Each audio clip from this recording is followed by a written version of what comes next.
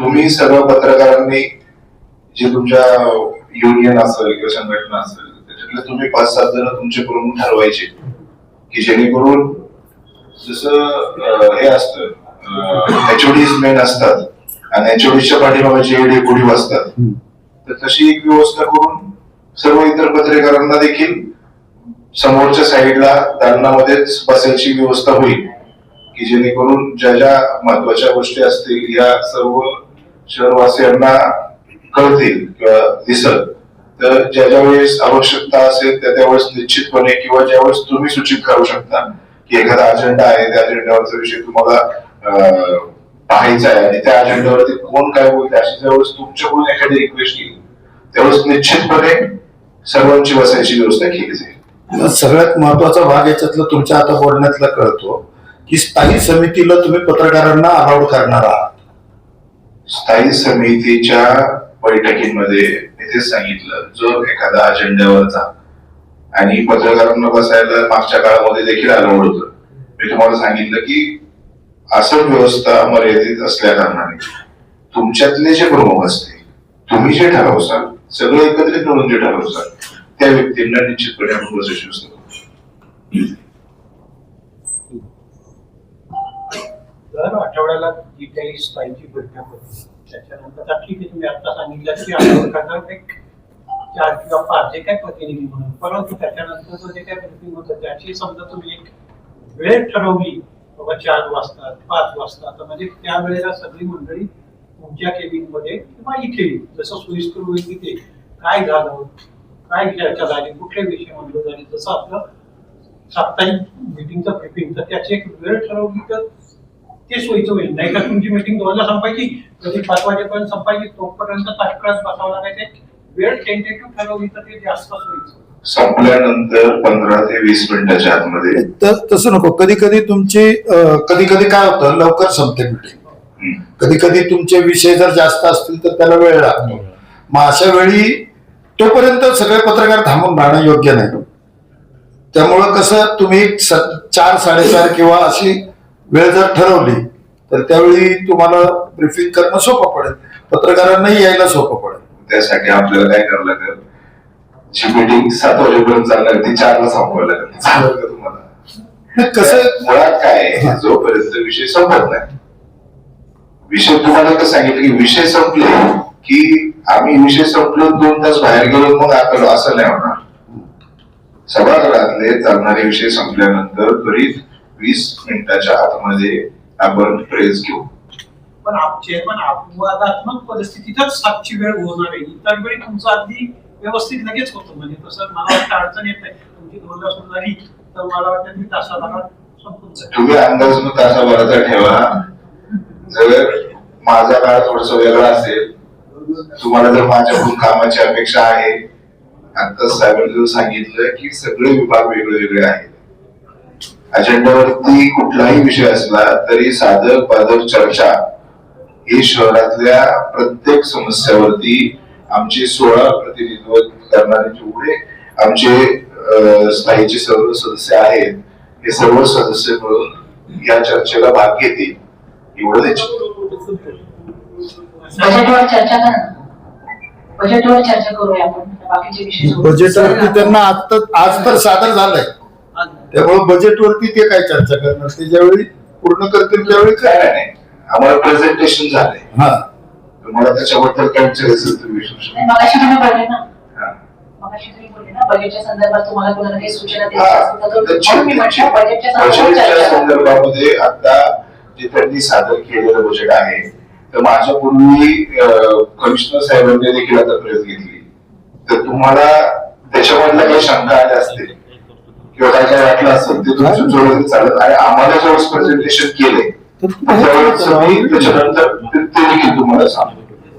Budget तुम्हाला असं म्हणायचं की हे बजेट शासनानं तयार केले त्याच्यात लोकप्रतिनिधींचा सहभाग नाही म्हणून तुम्ही त्याला म्हणजे शेकडो किंवा मोठ्या संख्येने उपसूचना येतील परंतु आतापर्यंत प्रशासन राहत होतं म्हणून हे प्रशासकीय बजेट ठरलंय म्हणून तुम्ही थोडस त्याच्यात काही सुधारणा मोठ्या प्रमाणात करणार अशी शक्यता आहे.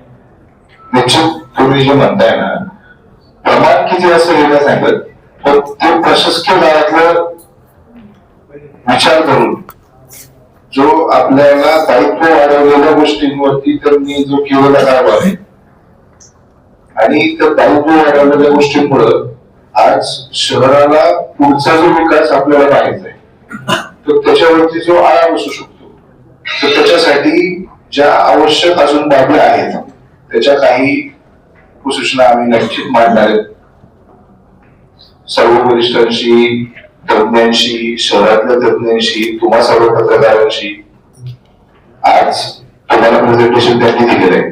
तुमच्याकडून अपेक्षा राहील की तुम्हाला या शहराप्रती जे दिलेलं बजेट आहे त्या बजेटमध्ये काय सुधारणा करावी तुम्ही देखील त्या सूचना देसाल किंवा आज ऑफिशियली चेअरमन झाल्यानंतर सोमवारी माझ्या दालनामध्ये पत्रकारांतर्फे बंद सांगू शकतो की माझ्या दालनामध्ये आपल्या शहरातले जे कोण तज्ञ असतील तुमच्या माध्यमातून आपण त्या तज्ञांपर्यंत इझिली पोहोचू शकतो.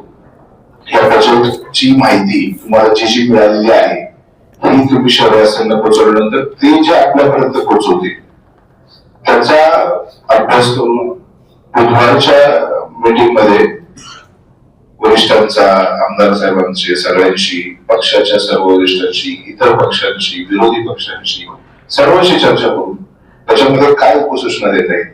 आता जे शहराला दिसणारं बजेट आहे जे मला दिसलं की आकडे मोठे दिसतात परंतु आपल्याला त्या आकड्यांमधलं पाठीमागचं ध्येय असतंय. त्याच्यामुळे काम जे आपण काढणार आहे आता नवीन ते नवीन काम काढायला आपल्याला स्कोप थोडेसे कमी राहतात. तर हे स्कोप कसं वाढवता येईल ज्या गोष्टींकडून उत्पन्न येणं अपेक्षित होतं त्या गोष्टींकडून त्यांची बळ न झाल्यामुळे त्यांचे अपेक्षित उत्पन्न आलेलं नाहीये ते उत्पन्न कसं वाढवता येईल. महसूलवरती जो अंदाजे दाखवलेला खर्च आहे आरोग्य तो खर्च खरंच तेवढा अपेक्षित आहे का. कुठल्या विभागाचा जो अनावश्यक खर्च जातो तो कसा टाळता येईल. टाळलेल्या खर्चातून त्याच्यामध्ये जे ठेवलेली तरतूद आहे ती तरतूद शहराच्या विकास कामासाठी कशी वापरता येईल. याच्यासाठी येणाऱ्या 2 दिवसामध्ये आम्हाला जेवढं शक्य होईल तेवढं आम्ही सर्व 16 सदस्य असतील की ज्यांच्या समोर आज प्रेझेंटेशन केलं. आम्ही हे प्रेझेंटेशन आमच्या इतर 128 नगर चौकांना सांगणार आहे, चर्चा करणार आहे. परत आम्ही आमच्या सर्व वरिष्ठांशी चर्चा करणार आहे. आज तुम्हाला हे सांगितलेलं आहे तर तुम्ही सर्व मिळून याच्यामधून जो मार्ग निघेल त्या सूचना येतील त्या सूचना उपसूचनाच्या मार्गाने जे शक्य होतील तेवढ्या आम्ही घ्यायचा प्रयत्न करणार. चेअरमन साहेब, म्हणजे थोडक्यात असं म्हणते की आपल्याला महापालिका ही केंद्र आणि राज्य सरकारच्या अनुदानाच्या वरच आपला डोलारा उभा आहे असं म्हणता येईल. त्याचं कारण असं कारण की आता जर आपण पाहिलं जसं तुम्ही मगाशी म्हणाला की अर्थातच तुम्ही सगळे एकत्र येऊन सूचना उपसूचना सगळ्या किंवा बाकीच्या सगळ्यांच्या पण आपण विचारात घेऊ. आता जर आपण बजेटची तरतूद पाहिली तर त्यामध्ये क्षेत्रीय स्तरावरील जी काही विकास कामांसाठी तरतूद करण्यात आली अ पासून ह पर्यंत तर प्रत्येकाला काही कोटी दिलेले आहेत पण प्रत्येकाचं प्रमाण वेगवेगळं आहे, असमान आहे. म्हणजे क्षेत्रीय कार्यालयाचे जेवढे प्रभाग आहेत एका दुसऱ्या प्रभागाची बघितलं तर त्या क्षेत्रीय कार्यालयात प्रमाण वेगळं आहे. आपण जर पुस्तकं बघितली तर प्रत्येकाचे आकडे वेगळे आहेत. तर हे कुठे ना कुठेतरी समान वाटप व्हायला पाहिजे कारण की मगाशी तुम्ही सगळे जे नेते मंडळी होतात त्या म्हणत होतात की कोणत्याही प्रभागावर अन्याय होणार नाही याची काळजी घेतली. ते कन्फ्युजन ते असं आहे की जे प्रभाग वाईज बजेट दिलेलं आहे ते मागचं जे दायित्व आहे ते जे प्रभाग वाईज जे बजेट दिलंय ना त्याच्यामध्ये सुद्धा दायित्व जास्त आहे, तेही जास्त आहेत आपल्याला. त्याच्यामुळे एखाद्या प्रभागामध्ये जर एखाद्या डिपी रस्त्याचं काम सतत चालू असेल तर चालू असलेल्या कामाला ठेवलेल्या बजेटमुळे त्या प्रभागात दिसताना ते बजेट जास्त दिसतंय आणि दुसऱ्या प्रभागात दिसताना ते बजेट कमी दिसतंय. समतोल हा येणाऱ्या वर्षभरात कामांचा जो समतोल ठेवायचा आहे आणि त्याच्यासाठीच तुम्हाला सांगितलं की कामाचा समतोलसाठी आम्ही उपसूचना ज्या तयार करणार किंवा ज्या गोष्टी तयार करणार. तर आता मी बजेट न स्वीकारायचं स्वीकारलं बजेट स्वीकारून त्याच्यात आम्ही उपसूचना देऊ. आत्ताच फायनल नाही करायचं. याचं प्रमुख कारण तेच होतं त्यांनी दाखवताना प्रेझेंटेशन देताना असं प्रेझेंटेशन दिलं की एवढं स्थापनेला बजेट आहे, एवढं पाणी पुरवठ्याला बजेट आहे, सगळ्या दुकानावर बजेट आहे. आकडा मोठा दिसला परंतु त्यांनी कुठंच मेन्शन केलेलं नव्हतं आजच्या प्रेझेंटेशन मध्ये की मागच्या 3-4 वर्षामध्ये ज्या लोकांना कामं दिली गेलेली आहेत त्यांना ती जी बिलं द्यायची पुढच्या 1-2 वर्षामध्ये, पुढे 1-2 वर्षाची कामं करून घ्यायची, त्याच्यासाठी ती ठेवलेली तरतूद आहे, ना की ती नवीन कामांसाठी. तो शहरवासियांमध्ये गैरसमज नको व्हायला म्हणून ते बजेट आज आज फायनल न करता त्याचा अभ्यासपूर्वक फाईल करायचा निर्णय घेतला. मला असं वाटेल की चेअरमन म्हणून जेव्हा तुम्ही आता खुर्चीवर बसलेला आहात काहीतरी डोक्यात असेल आपल्या की बाबा मला माझ्या पिंपरी चिंचवड शहरासाठी असे सोर्सेस मी उत्पन्न करेन किंवा त्यावर विचार करू आम्ही सगळे, काहीतरी आर्थिक स्रोत असतील जेणेकरून महसुलात वाढ होईल. इतर करवाढ आता नाही, दरवाढ नाहीये, त्यामुळे असं एक तुमच्यापुढे तुम्हीच पहिल्यांदा शिकवलं की आव्हान आहे माझ्यासाठी, पण मला आव्हान पेलायला हवं. तर मला हेच म्हणायचं की आता आम्हाला पण हे झेलायला आवडेल की नेमकं तुमचं आव्हान काय ते तुम्ही कसं पेलणार, काय स्रोत आहे तुमच्याकडे, what are the sources? Sources in sense काय आहेत की बाबा आज आपण आकाश चिन्हाचं एक छोटस उदाहरण देतो की आकाश चिन्हामध्ये अ, ब, क, ड या 4 श्रेणीमध्ये होल्डिंग्स लावले गेलेले आणि त्याचा दर वेगळा वेगळा आहे. अ ला दर वेगळा, ब ला दर वेगळा, क ला वेगळा, ड ला वेगळा. परंतु ज्यावेळेस ड श्रेणी होती तर ड श्रेणीमध्ये पहिला समजा थोडासा ग्रामीण भाग पहिला पकडला जायचा, परंतु आज तो शहरातला टॉपमोस्ट भाग झालेला आहे. जसं की उदाहरण चरवली झालं, रावेचा काही भाग झाला, मांगरुळीचा काही भाग झाला, असे काही भाग आहेत. त्या भागामध्ये ज्या होर्डिंग लागल्या गेलेल्या होत्या त्यांना काही होर्डिंगला ड श्रेणी, काही रस्त्यांना ड श्रेणी दिलेली गेली होती. त्याच्यामुळं 40,000 रुपये जर ह्याला असेल ड ला तर क ला 1 लागेल. तर ब, क आणि ड आता श्रेणी ही शहराची कट करून सर्व होर्डिंग धारकांना तो श्रेणीमध्ये आपण जर आणलं तर तिथून ऑटोमॅटिकली आपला महसूल वाढेल. अशा काही गोष्टी आहेत म्हणजे नागरिकांवरती बोज होण्यापेक्षा ज्या व्यवसायाकडून आपल्याला उत्पन्न अपेक्षित आहे, कुठल्या व्यवसायाकडून की जे इतर देतात ते पण हे देत नाही अशा. त्याचबरोबर तुम्ही पाहायला गेलं तर शॉपिंग लायसन्स असतं किंवा 2016च्या अगोदर पर्यंत आपल्या महापालिकेच्या इथे आपल्याकडे प्रत्येक दुकानदार किंवा प्रत्येक व्यवसाय हा रजिस्टर्ड पाहिजे. तो रजिस्टर का असावा की आज आपण त्यांना रस्ता, लाईट, पाणी सगळ्या सुविधा व्यवस्थित देतो. एक नाममात्र शुल्क त्याच्याकडून जर घेतलं वर्षाला 400-500 रुपये असतील, शॉपिंग लायसन्सला जो काही खर्च येतो त्याप्रमाणे जर आपण घेतला ना तर आपल्या शहरातला दुकानदार रजिस्टर्ड आहे असं परत त्याला काहीतरी सुविधा देता आली की एखाद्या खेडेगाव मध्ये गेलो, कुठल्याही शहरातल्या कुठल्याही भागात आपण गेलो, त्या भागात गेल्यानंतर एखादं शॉप तुम्हाला शोधायचे, ते शोधायला त्यांचा रेकॉर्डवरती जर तो आला तो दोन्ही बाजूचा विचार जर करता आला तर स्क्वेअर फुटाच्या अनुषंगाने ते उत्पन्न आपल्या शहरामध्ये वाढेल. आज टॅक्सचा जो सगळ्यात मोठा आता आपण जी समजा योजना आली तर त्या योजनेमध्ये आमच्या आतापर्यंतच्या निदर्शनास आलं की बरीचशी बांधकामं आजपर्यंत नोंद झालेली नाही की मागच्या 3-4 वर्षात काही वाढलेली बांधकामं असतील किंवा त्याच्या आधी बांधकामं असतील, काही नोंद नाहीये, काहींची कमर्शियल व्यापारी पण रेसिडेन्शियल नोंद आहे. अशा त्या काही गोष्टी आहेत की आपल्याला हा शहर चांगल्या मार्गावर न्यायचा. हॉकर्स पॉलिसी आपल्याला करायची.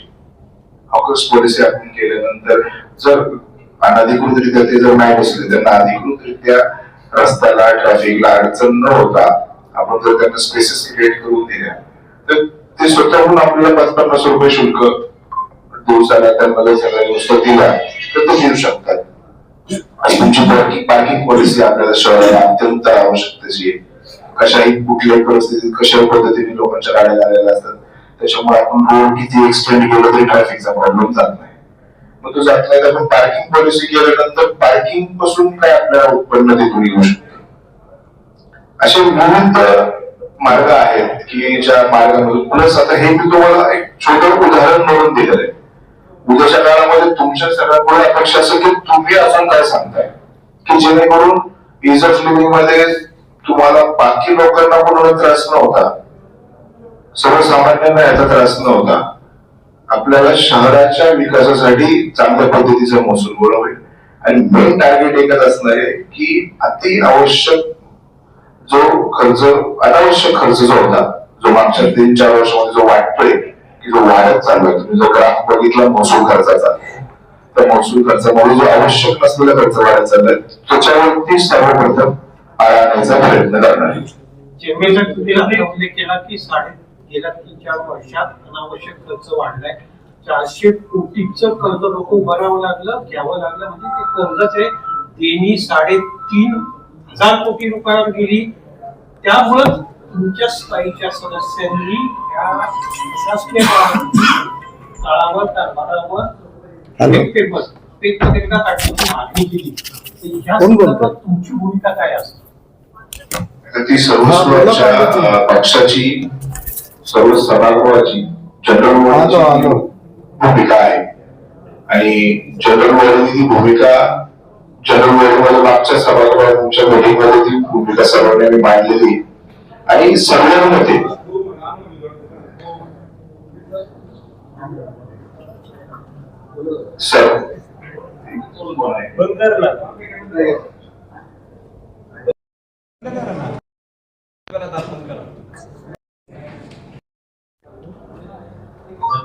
सर्वांमध्ये तुम्ही जे सांगितलं आता सर्वांमध्ये आम्ही भूमिका आमची मांडलेली आहे की जो चुकीचा कारभार झालाय तो झालेलाच आहे.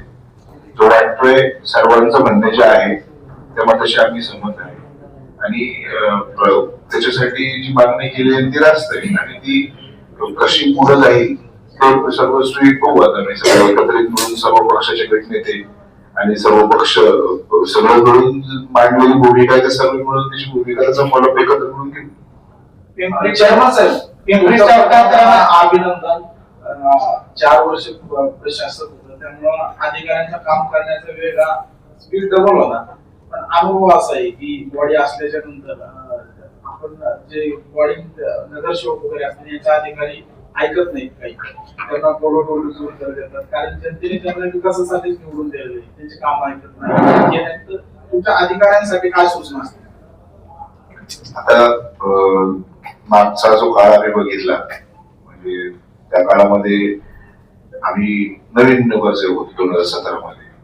आल्यानंतर 5-7 महिने आमचे सर्व शिकण्यामध्ये गेले की कसं काम करायचं, काय काय केलं पाहिजे. त्याच्यानंतर मला म्हणजे माझं नशीब चांगलं होतं की त्यावेळेस देखील मला स्टँडिंगचे 2 वर्ष भेटले होते. त्याच्यामुळं कामकाजाची पद्धत आणि कसा कंट्रोल आला पाहिजे हे मला शिकायला भेटलं. तर त्याचा फायदा किंवा त्याचं सगळ्या गोष्टी जेवढ्या आहेत ते जेवढे आमच्या सर्व 128 नगरसेवक आहेत आताच आमचं फेस बदललं नाही. आता मला जे कळतंय तेच माझ्या सहकार्याला देखील कळणार. एवढीच पारदर्शकता आपण दुसऱ्या बरोबर ठेवणार आहे. आता पत्रच जर बोलत असेल तर साप्ताहिक मीटिंगमध्ये जर आमचा एखाद्या नगरसेवकांनी एखाद्या अधिकाऱ्याला पत्राद्वारे सूचना आम्ही जास्तीत जास्त करायला लागणार आहेत. कागदोपत्री सूचना केल्यानंतर त्याची वेळ मर्यादा. आजच्या काळामध्ये सारथीची कंप्लेंट त्यांनी जरी अचानकपणे या 3-4 वर्षात टाकली की 1 महिन्यात त्यांनी जरी ती बंद केली असली तरी ती कंप्लेंट आता इथली आठवड्याची मीटिंग कधी बंद नाही होणार. कुठलाही नगर सदस्य आमचा असला तर आम्ही 16 नगरसेवक त्याची जबाबदारी घेणार की बाबा आठवड्याला त्यांच्या कामाचा देखील फॉलो घेतलं नाही. अधिकाऱ्यांना जर सांगितलं काही गोष्टी ते ऐकत. आता आपण जीबीमध्ये कुत्र्यांचा विषय भटक्या विषय घेतलेला एवढा काढला सगळ्या विषय झाला त्याच्यामध्ये काही दिसत नाही. भटक्या कुत्र्यांसाठी काय तुम्ही विशेष लक्ष घालता? त्याच्यासाठी आता त्याचा एक विशेष आढावा घेऊन त्याचा आता पुढच्याच जे 4 तारखेला मीटिंग होईल ते सातत्याच्या चर्चेमध्ये ती नोट करून ठेवू आम्ही. जे आम्ही चर्चेचा भाग प्रत्येक मीटिंग मध्ये घेतलेला आहे त्याच्यामध्ये चर्चा करून त्या विभागातल्या सर्व अधिकाऱ्यांना बोलून किंवा याच्यासाठी अडचण काय, तरतूद नाहीये का, तरतूद केलेली नाहीये का, तुम्ही आता किती ठिकाणी आपल्या योजना चालू आहेत, किती ठिकाणी आपल्या हॉस्पिटल्स चालू आहेत, किती ठिकाणी तुमचे स्क्वॉड्स आहेत की तुम्ही पकडू शकताय का नाही पकडू शकता, शिफ्टिंग करू शकताय नाही शिफ्टिंग करू शकत याची बारीक गोष्टीची सगळी माहिती घेऊ. आता काय होतं तुमचा प्रश्न आहे तो एकदम ओके पण कधी कधी काय होतं की वरच्या अधिकाऱ्याला खालच्या अधिकाऱ्याला सूचना काय दिलेली माहिती नसते. खालचा अधिकारी म्हणतो की आज गाडी नाहीये, गाडी आज तिकडे गेलेली आहे, माणसं नाहीयेत. ही जी कारणं आहेत ना ही कारणांचा आढावा जो आम्ही आता सगळ्यांना सगळ्यांकडून किंवा सगळ्यांचं तुम्ही जे बोलले ते सगळ्यांकडून जो घेतलाय त्याच्याबद्दल पुढच्या मीटिंग मध्ये आम्ही त्यांच्याशी निश्चित चर्चा करू की खरी अडचण काय ते आपण करू. वर्ष झाले ते भटक्या कुत्र्यांच्या बातम्या करतोय आपण तोच विषय ऐकतोय तुमच्याच्यात नक्की तो मार्गी लागला अशा अपेक्षा आहे. 100%. अधिकारी सर रस्ते पिंपरी छोटे चौकात त्यागमूर्ती माता रमाईचं स्मारकासाठी किती बजेट आहे आणि 11 तारखेला महापौर भूमिपूजन करणार आहे. काय म्हटलं 11 एप्रिलला महापौरांनी भूमिपूजन करायचं असं ठरवलं त्यागमूर्ती माता रमाईचं स्मारक आहे पिंपरी चौकात करणार आहे. त्याचं बजेट किती आहे. आता त्याचं बजेट वरती अभ्यास करून तुम्हाला मी सांगतो की 11 तारखेला आहे ना महापौर भूमिपूजन करणार आहे. त्याचं काम कधी सुरू करणार काय. 11 तारखेला जर भूमिपूजन सुरू करणार असतील तर त्याला बजेट निश्चित कमी पडणार नाही याच्यावर काळजी. सर रस्ते छोटे झाल्यामुळे ना ट्रॅफिक खूप वाढलेलं आहे. ट्रॅफिकचं त्याच्यावर काय आपण त्याच्यासाठी आहे ना ताई, म्हणजे मला तुम्हाला सांगू इच्छितो मी की रस्ते छोट्यापेक्षा रस्त्यावरती झालेल्या नो पार्किंगच्या अतिक्रमणामुळे ट्रॅफिकला अडचण होती. रस्ते छोटे झालेत हे तुम्ही म्हणताय, तर जिथे छोटे झालेत ना त्या ठिकाणी फुटपाथ आहे आणि फुटपाथ वरती पण अतिक्रमण आहे जे आता वाढत चाललंय. आता आम्ही ज्यावेळेस प्रशासनामध्ये तर आम्ही आता आपला नाव असेल तर प्रत्येक नगरसेवक प्रत्येक प्रभागाचा नगरसेवक त्याच्या प्रभागाची आम्ही जबाबदारी घेणार आहे की कुठल्याही परिस्थितीत फुटपाथवरती अतिक्रमण होऊन द्यायचं नाही आणि स्थानिक आरटीओचा फॉलो घेऊन आणि शहर लेवलला सीपी साहेब असतील यांना सगळ्यांना बोलून कमिशनर साहेबांची जॉईंटली मीटिंग लावून ट्रॅफिकचा जो प्रॉब्लेम त्यांच्याकडून आम्हाला सॉल्व्ह करून घ्यायचा आहे. कुठल्या ठिकाणी पार्किंग झोन करायचा आहे ते केल्यानंतर निश्चित रस्ते छोटे हे तुम्हाला भासणार पण नाही. जास्तीत जास्त हे शहरामधली लोक BRT वापर केला पाहिजे. जास्तीत जास्त या शहरातल्या लोकांनी मेट्रोचा वापर केला पाहिजे. त्यासाठी आपण जे बनवलेले सायकल ट्रॅक आहेत त्यासाठी जे फुटपाथ आहेत ते चांगलं मेंटेन करायचे. लोकांनी पब्लिक ट्रान्सपोर्ट वापरावा म्हणून ते फुटपाथ आहेत, म्हणून ते सायकल ट्रॅक्स आहेत. त्या सायकल ट्रॅक ही सायकल एखाद्या व्यक्तीने घेतली त्या मेट्रो स्टेशनवरती किंवा त्या बस स्टेशनवरती BRT स्टेशनवरती ती पार्क कशी करता येईल त्याची कशी व्यवस्था करायची त्यासाठी आम्ही प्रयत्न करू. हे सगळं झाल्यानंतर निश्चित तुम्हाला रस्ते बारीक झालं असं वाटणार. जेव्हा साहेब तुम्ही महानगरपालिकेमध्ये आर्थिक सोर्स उत्पन्न करणार आहे त्यामध्ये शहरामध्ये हातगाडी पडणारी अधिकृत आहेतच अनधिकृत भरपूर आहे. त्या माध्यमातून काही पालिकेच्या तिजोरीतून त्यांच्याकडनं टॅक्स देऊन तो एखादा मार्ग निर्माण करण्याचं काही सांगितलं ना तर सांगितलं की आपण हॉकर्स पॉलिसी निर्माण करणार आहे. हॉकर्स पॉलिसी निर्माण केल्यानंतर आज आपल्या लोकसंख्येनुसार आपण 20,000 पेक्षा जास्त अधिकृत हॉकर्सला परमिशन देऊ शकतो आणि त्या अधिकृत परमिशन देत असताना त्यांना इतर नागरिकांना किंवा व्यावसायिक जे व्यवसाय करतात त्यांना देखील अधिकृत दुकान एखाद्याने गाळा घेतलेला आहे त्याच्या साईड मार्जिन मध्ये एखादा व्यक्ती येऊन बसत असेल अधिकृतपणे असं पण न होता डेडिकेटेड स्पेस त्या व्यक्तीला त्या हॉकर्सला दिली जाईल आणि त्याची पॉलिसी तयार करून तुम्ही ज्या पद्धतीने म्हणताय त्या पद्धतीने ते महसूल वाढण्यामध्ये आपल्याला निश्चित त्याचा फायदा होईल. शेवटचा एक महत्वाचा मुद्दा आहे की शहरातील वाढत्या अतिक्रमणाची बांधकाम म्हणजे अनधिकृत बांधकाम आहे त्या संदर्भाने आणि नदीपात्रामध्ये भराव टाकून केलेलं अतिक्रमण या संदर्भात आपली काय भूमिका आहे? ते निश्चितपणे चुकीचं आहे. नदीपात्रामध्ये भराव टाकून बांधकाम जे होत आहे असं जर कुठे निदर्शनास आलं तर येणाऱ्या काळामध्ये त्याच्यावरती त्वरित 8 ते 10 दिवसामध्ये आपण कारवाई करायला हवं. नदीपात्रामध्ये मी तुम्हाला परत एकदा उल्लेख करतो की नदीपात्रामध्ये भराव टाकून होणाऱ्या बांधकामामध्ये नाले देखील नाही का नाले बुजवून त्याच्यावरती बांधकाम केलेल्या मोठ्या मोठ्या इमारती बांधलेल्या असते. शहरामध्ये अनेक तक्रारी देखील झालेल्या आहेत. मात्र या पिंपरी महानगरपालिकेचं बांधकाम विभागाकडनं त्यावरती वारंवार दुर्लक्ष होतं.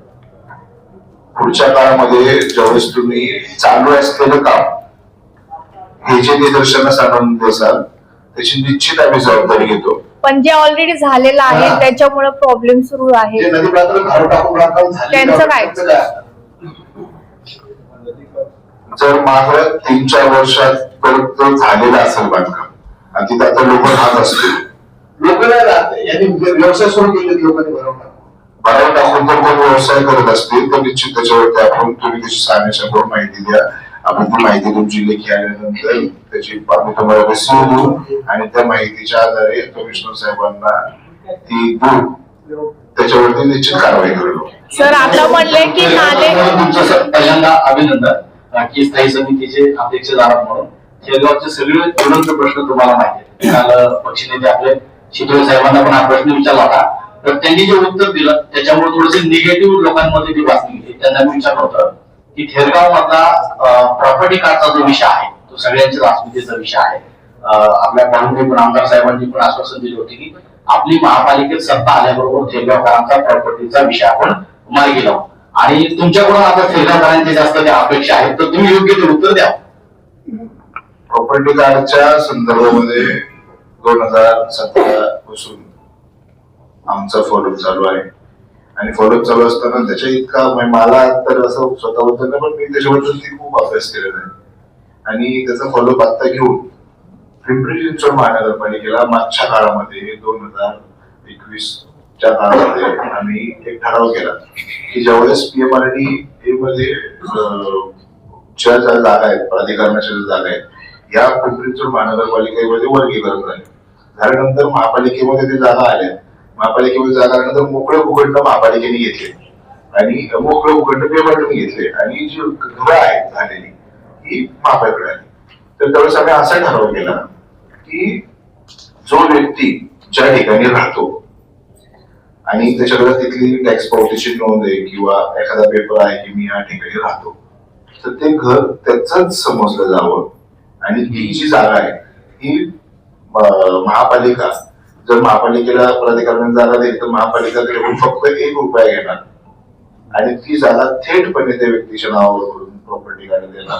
याला महापालिकेने मान्यता दिली, आणि महापालिकेने आता हा येतो राज्य सरकारच्या अंडर विषय, त्याच्यामुळे त्यांनी तो राज्य सरकारला त्यावेळेस पाठवला तयार करून, आणि तयार त्यावेळेस केला, परंतु पाठवायला देखील प्रशासनाच्या काळामध्ये ते रेलगाई झाली, पाठवलं पण नव्हतं त्यांनी. मग आपले आमदार शंकर भाऊ जगताप यांनी पत्रव्यवहार करून आयुक्तांना महापालिकेला सांगून तो ठराव राज्य सरकारकडे पाठवायला होता, आणि राज्य सरकारच्या विधिमंडळामध्ये आमदार स्वतः त्या विषयावरती बोलले, आणि त्यांचा कंटिन्युअसली त्या विषयावरती फॉलोअप चालू आहे, आणि लवकरच तो निर्णय होईल ही अपेक्षा आहे. एक महत्वाचा प्रश्न असा आहे की आता मुळात म्हणजे आपल्या पिंपरी चिंचवडमध्ये विचार केला, म्हणजे कधी निवडणुका लागल्या की या प्रभागात अमुक प्रभागात कोणाची हवा आणि इथे कोण येणार वगैरे अशी सगळी चर्चा चालू असते.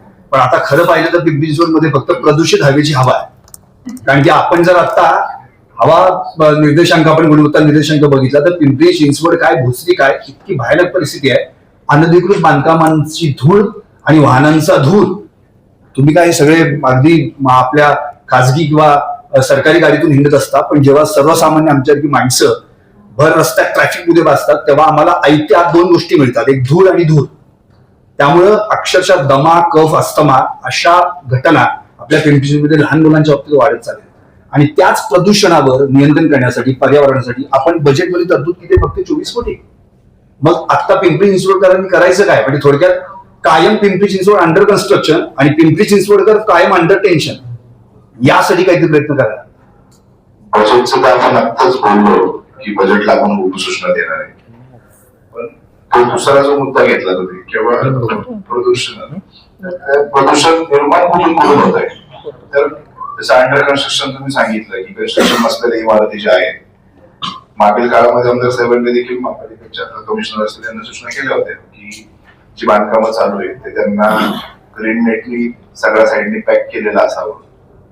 त्याचबरोबर प्रत्येक कंपाऊंड वॉल ही प्रत्येक बिल्डरची 30 फूट उंचीची असावी. त्याचबरोबर तुमचे ज्या मटेरियल येतं, कन्स्ट्रक्शन मटेरियल जे काही साईटवरती येतं, त्या मटेरियल साईटवरती येत असताना ती गाडी अख्खी पॅक बंद असावी. त्याचबरोबर तुमचे म्हणजे मिक्सर्स वगैरे ह्या ज्या गोष्टी चालतात, तर त्या गोष्टी, त्या टायर्स वगैरे ते पूर्ण वॉश करून ते रस्त्यावरती उतरले पाहिजे. म्हणजे ह्या सगळ्या ज्या गोष्टी आहेत त्या तंतोतंती पाळले जात नाहीयेत मागच्या 3-4 वर्षाच्या काळामध्ये. पण येणाऱ्या काळामध्ये तुम्ही जी सूचना मांडली की तुम्ही आम्हाला सुचवलं आमच्या देखील, आणि पुढच्या काळामध्ये ह्या गोष्टींवरती जर आपण आळा आणला तर ही जी धूळ बाहेर येते की समजा क्रसाईडची गाडी असेल तर तिला पाणी जर मारलं आणि तर मग पॅक केलं तर त्याची धूळ सुद्धा बाहेर, पार्टिकल सुद्धा त्याची बाहेर येऊ शकत नाही. तर ह्या सगळ्या प्रदूषण होणाऱ्या ज्या गोष्टी आहेत, पहिला ते प्रदूषण होणाऱ्या गोष्टींवरती आणू आणि त्याच्यापासून अजून वृक्षारोपण अजून कसं वाढवता येईल, ऑक्सिजन पार्क्स कुठं कुठं अजून क्रिएट करता येतील, त्यासाठी आपण प्रयत्न. प्रश्न असा आहे 2024-25 ला बजेट सादर केलं, त्याच्यामध्ये 0 बॅलन्स ठेवलं आपल्याला केली आणि तेच पुन्हा 25-26 ला 5 कोटी शिल्लक ठेवलं आणि 26-27 ला पुन्हा 5 कोटी ठेवलं. एकंदरीत आपली महापालिका सांगते की आपल्याकडे बजेट नाही परंतु याच्यामध्ये जे खर्च दाखवले जुने प्रकल्प आता दाखवले, म्हणजे नवीन येणाऱ्या प्रकल्पाला आपण साथ देत नाही आणि जुनेच प्रकल्प त्याच्याच पैशातून आपण परत त्याचा खर्च वाढवतो.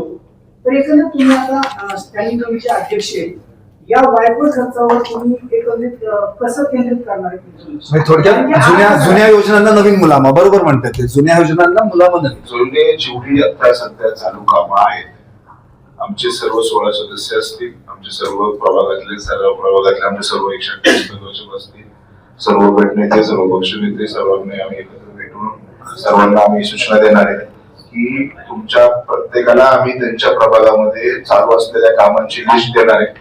एका व्यक्ती शहराबाहेर जाऊ शकत नाही, परंतु 128 लोक ज्यावेळेस शहरात उतरतील त्यावेळेस प्रत्येक व्यक्तीला ती लिस्ट भेटल्यानंतर तो त्या प्रभागामध्ये चालू असलेल्या कामाचा दर्जा आणि चालू असलेलं काम व्यवस्थित आहे का नाही याची शहानिशा करत.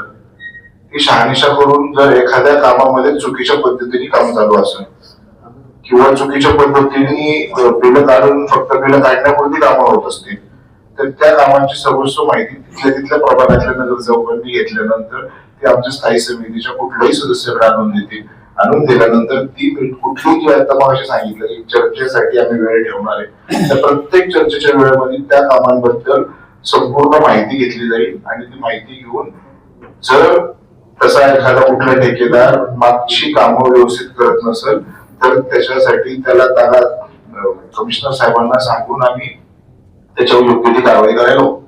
एक प्रश्न एकच तसंच आहे की आपण हरित सेतूमधनं काही कर्ज काढले, बँकेचं कर्ज काढले, याच खर्चामधनं जर आपला इथला खर्च भागच असेल मग खर्च जो ग्रीन बॉन्ड मधून आणलेला खर्च तो खर्च कुठं केला याची पण चौकशी करणार आहे, कारण की तो पैशाचा मिळच लागलेला नाहीये, तो पैसा लागला गेला कुठून हा विषय. ग्रीन बॉन्डचा खर्च हरित सेतूचा जो खर्च आहे ना आणि जे बॉन्ड्स आहेत ते आपले हे आपल्याला ज्यावेळेस आपण घेतो त्यावेळेस आपल्याला राज्य सरकार असेल किंवा केंद्र सरकार असेल याची सबसिडीज भेटतात आणि त्याच्यात देखील मी आढावा घेतला की आपले एफडीज असताना आपण बॉन्ड का काढले होते तर आपल्या बॉन्ड एफडीजला 6.9 किंवा 7% जर इंटरेस्ट ऑफ रेट भेटत असेल तर ह्या बॉन्ड्स आपण काढल्यात हे देखील जर 7% पेक्षा जास्त भेटत असतील, परंतु जर त्याला जर सबसिडी आली 200 कोटी 20 कोटी रुपये तर ते कॅल्क्युलेशन 5% पर्यंत येतं. मग महापालिका आपण तिथं प्रॉफिट मध्ये येतो आणि आज जे आहे त्याच्यासाठी ते कर्ज फेडत चाललंय आणि ते येणाऱ्या काळामध्ये जरा अशी कुठं तरतूद नाहीये की तुमच्याकडे एक्सेस पैसे आले तर तुम्ही ते फेडू नका. आमचं स्वतः या कमिटीचं टार्गेट असणार आहे की बाबा ते सर्व कर्ज त्याच्यातलं मॅक्सिमम कर्ज ह्या वर्षामध्ये हप्ता जरी पुढच्या 10 वर्षाचा जरी असला तरी तो ह्याच वर्षात कसं फिटल याच्यासाठी प्रयत्न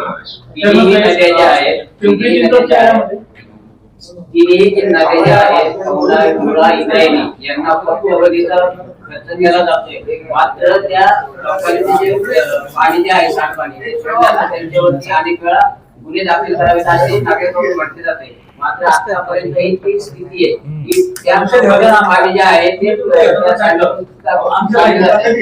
याच्यावरती तुम्ही काय उपाययोजना करणार आतापर्यंत होत नाही.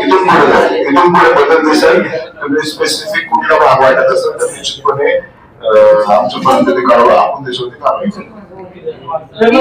पिंपरी चिंचवड मध्ये महिला स्वच्छालय उपलब्ध नाही त्याच्यावर काय म्हणणे निश्चितपणे पाहिजे आपण त्याच्यावर